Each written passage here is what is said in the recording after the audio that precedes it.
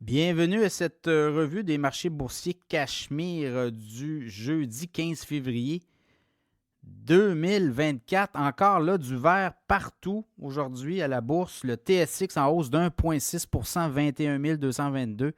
Le S&P 500 à New York, record 5 029 points en hausse de 0,6 %. Le Dow Jones en hausse de 0,9 %, 38 773. Le Nasdaq en hausse de 0,3 %, 15 906. Le pétrole a poursuivi un petit peu sa remontée. 1,23 $ de hausse, 77,59 US, référence WTI.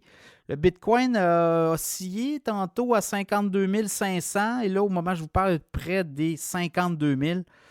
En légère baisse là, sur la journée, mais quand même, le Bitcoin est très chaud, comme on dit. On était, là, une semaine à 47 000. Là, on est autour des 52 000. Beaucoup d'entrées d'argent dans les ETF, les nouveaux fonds négociant à la bourse Bitcoin comptant aux États-Unis là, qui ont été autorisés à la vente le 11 janvier dernier. Bien là, il commence à avoir de l'argent qui rentre là-dedans. Gold aussi, l'or monte de 10,60 $, 2014,90 US l'once d'or. Les nouvelles, ben, c'est surtout, on a eu des données sur le commerce au détail aux États-Unis qui étaient moins forts que prévu. Et là, ça a renforcé la thèse que l'économie américaine ralentissait pour le mois de janvier. Et là, que ça pouvait donner des munitions là, aux partisans d'une baisse de taux par la Fed.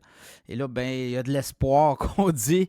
On veut baisser les taux aux États-Unis. Il y a beaucoup de pression là-dessus.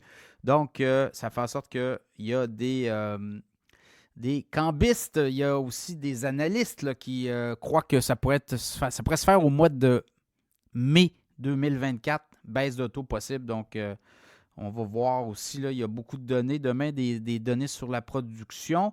Une autre nouvelle, là, je regarde vite. Google s'est replié de 2 %. Il y a la firme Third Point qui a réduit sa participation dans Google Alphabet. Sinon, Berkshire Hathaway a dévoilé son portefeuille.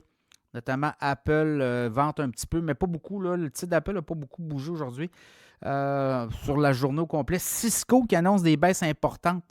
En fait, des baisses importantes de revenus éventuellement, là, mais on annonce des coupes, des compressions au niveau des postes.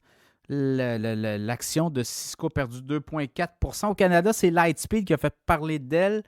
Le retour du fondateur Dax Da Silva aux commandes. On a congédié le PDG de Lightspeed. D'ailleurs, vous écouterez le podcast Cachemire au cours de demain là, pour la semaine.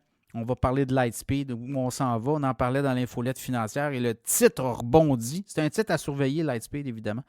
Donc, c'est un peu ça. Demain, un autre jour, on va voir si on va être capable de tenir la route dans le vert.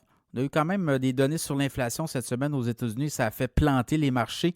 Est-ce qu'on va être capable de finir la semaine dans le vert à suivre? Demain, comme on dit, est un autre jour. Beaucoup de données. Et on continue. Là, je regarde 80 % des entreprises aux États-Unis sur le S&P 500 ont battu les attentes des analystes sur les profits. Donc, demain, on va suivre les résultats et les nouvelles à la bourse.